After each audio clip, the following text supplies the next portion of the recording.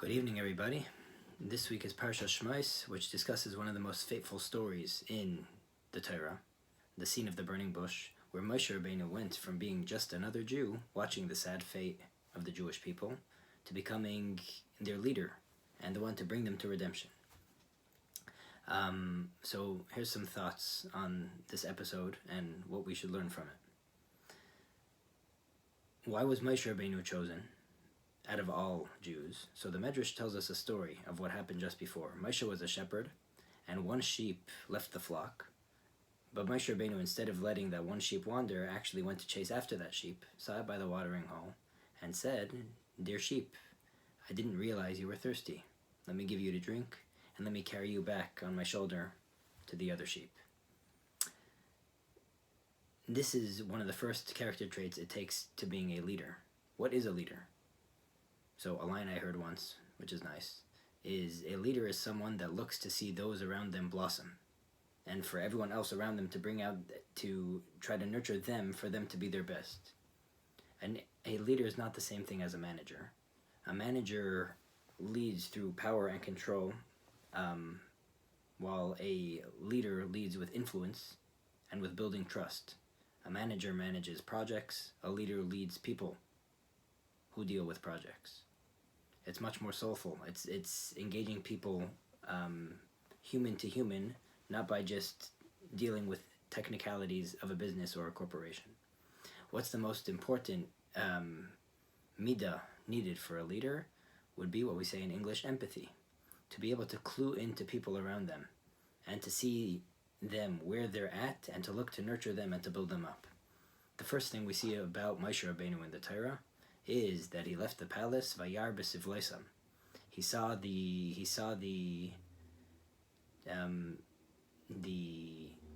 pains and the challenges of the Jewish people. As Rashi says, Nasam libay v'daiti aleihem. He placed his mind and heart, he empathized with the Jews and saw where they're at. He saw this one sheep and didn't just see it as a misfit. He saw that this sheep isn't just running away because he wants to be different and he's rebellious. He's thirsty, and I need to nurture him for where he's at. We even see when Moshe Rabbeinu wanted to talk to Hashem about a successor, when he couldn't go into Eretz Yisrael, he said to Hashem, Hashem, Kel Alekei Haruches, God, the God of all spirits. As Rashi explains, Hashem, you know how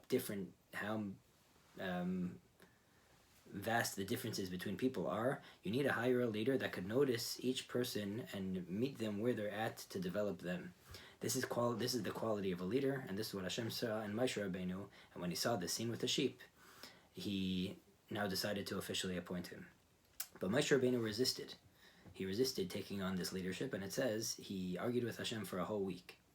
And he argued mainly on 2 points. First of all, that he's not worthy. He argued if he's the man for the job. Second of all, he argued if the Jews will listen to him. So let's tackle these one at a time.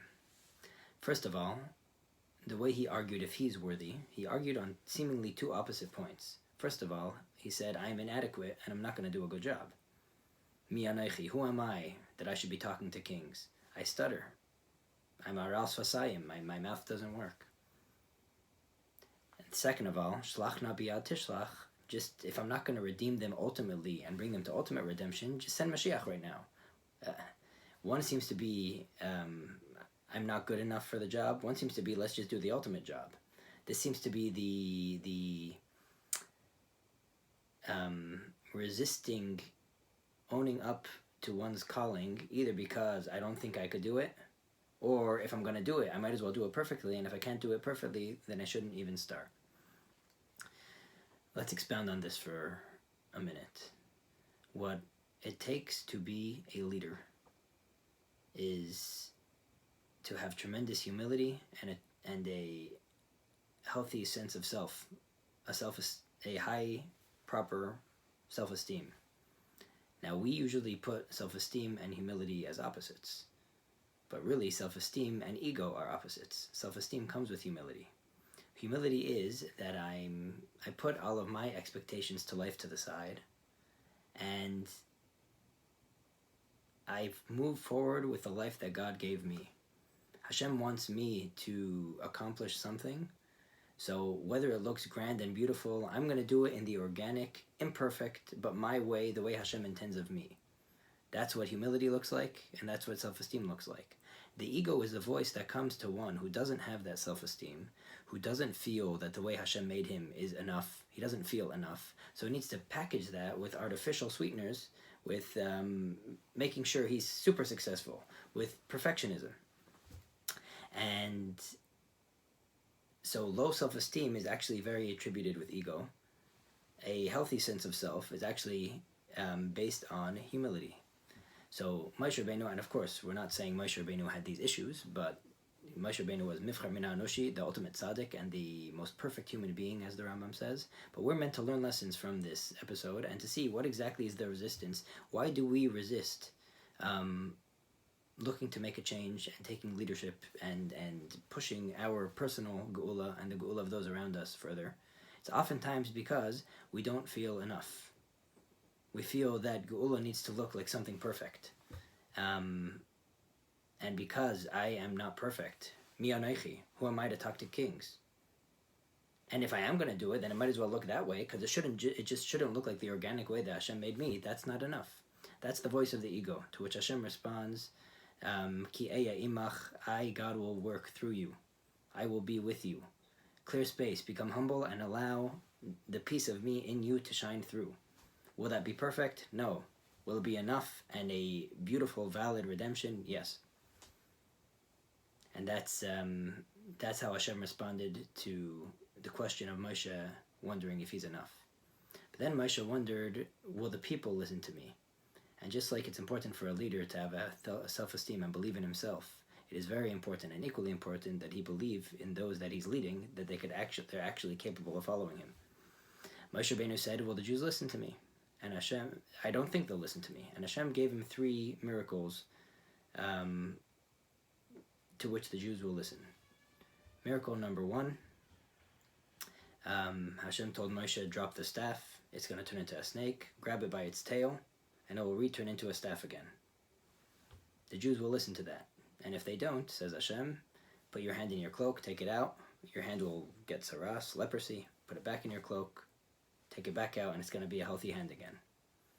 Says Hashem, if they don't listen to miracle number 1, they're going to listen to miracle number 2. And if they don't listen to miracle number 1 or miracle number 2, then here's a 3rd miracle. Take the water from the Nile and spill it on the floor. It will turn into blood. What's the symbolism of these 3 miracles? Miracle number 1.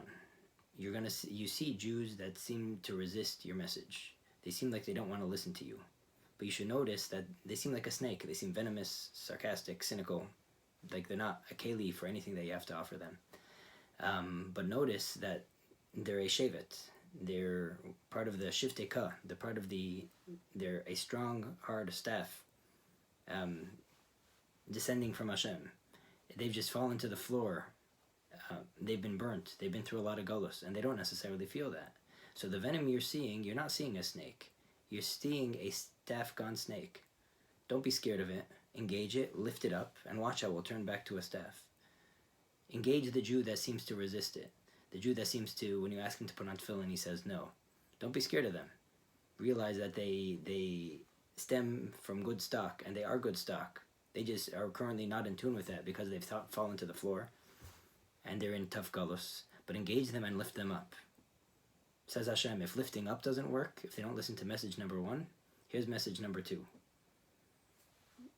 Put your hand in your coat, take it out. Notice how there's a skin disease. It looks diseased and sick. But put it back, bring it close, bring it to your heart. Take it back out, and you'll notice how that sickness was only skin deep. The sickness never defined the Jew. They're a healthy Jew with a superficial disease. All you need to do, if uplifting them doesn't work, then bring them close and kill them with kindness. And you'll see how that big, terrible disease was just skin deep, and the real them will come out as you bring them close. And with some people, miracle number 1, they don't listen to. Miracle number 2, they don't listen to. Hashem never said miracle number 3 they're going to listen to. Hashem said if they don't listen to the first 2 miracles, then just turn the water to blood. Without saying that they're going to listen. Which means sometimes we deal with the Yidden that just seem to constantly resist, and that no matter which method I try to uplift them, I try to bring them in, bring them close, take them to a meal, it just doesn't work. At that point, says Hashem, your job is to turn your passion, turn your care, and turn your belief in them even higher. Take water, which is cold, and turn it to blood, which is passion. And turn your passion meter much higher, believe in them more, kill them with kindness, kill them with care, and whether they believe it or not is not the cheshbon for miracle number 3. You just do what you have to as their leader, and this is your achrayas. There's a story of the Rebbe and the Frierdiker Rebbe, that the Rebbe, before the Nesius, told the Frierdiker Rebbe that Jews are complaining because I engage the non-religious. And they're saying that you shouldn't be so nice to the non-religious. They don't keep Shabbos, they're not keeping Torah mitzvahs. And the Rebbe says, are they right? Am I doing something wrong? And the Frierdiker Rebbe gave a mashal. He says, a parent loves a child, period. But sometimes you have a child with a handicap, a child with special needs, who's just not developing like the other children. Over there, the parent doesn't love the child left. Over there, there's a there's an extra level of love that the parent has to that child. And so to Hashem with the Jews, that there's healthy Yidden that have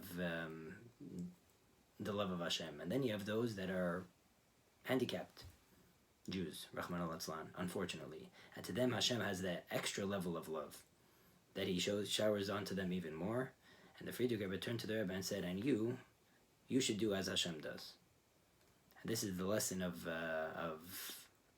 when you see those you believe in, when you see your followers not following, when you see there's resistance to every one of your methods, at that point just shower them with belief, belief, belief. And when you believe in people, eventually they're going to learn to believe in themselves. When you love people, eventually they're going to learn that they could love themselves. And this is a crash course on what transformed Moshe Rabbeinu into the leader and the facilitator of Geula. We need to take lessons from this, because the Rebbe said we can no longer be followers, sideliners. The Rebbe says right now every Jew needs to be the facilitator of Geula. We all have a Nitzutz Moshe, we all have a little bit of Moses, and we need to meet the burning bush. Yeah, we're going to have resistance. Are we adequate enough? Are we good enough? Will Jews around listen to us? And this is this conversation has happened before between Moshe and Hashem, and we should all come to the same maskanas. We should get the message. We should finally, God's message should resonate with us, that we are good enough. We should become humble enough to realize that we're good enough. We should and we should believe in the Jews around us, that if we engage them with care, with closeness, and actually engaging them, looking to uplift them, it will work. And with this, we should merit the Geula Shlema. Have a great Shabbos.